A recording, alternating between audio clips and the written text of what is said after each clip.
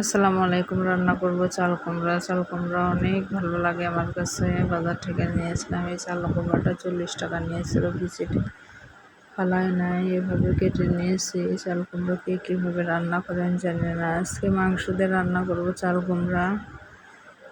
আমি এইভাবে রান্না করি। গরুর জিভার মাংসটা কিছুটা রয়ে গেছিলো, এই মাংসটা দিয়ে আজকে চাল কুমড়া রান্না করব।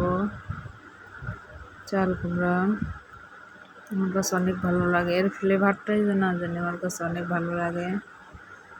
রান্নাটা অনেক স্বাদ, অনেক টেস্ট হয়েছিল, বলার বাইরে।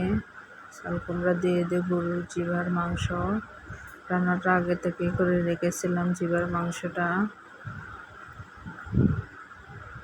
আমার ছোটো ভাই, হাজব্যান্ড সবাই খেতে বললো মাশাআল্লাহ অনেক ভালো হয়েছে। আমি ওরা খাওয়ার পরে একটু ছিল, তাই টেস্ট করছিলাম, অনেক ভালো লাগছিল চাল কুমড়া দিয়ে মাংস।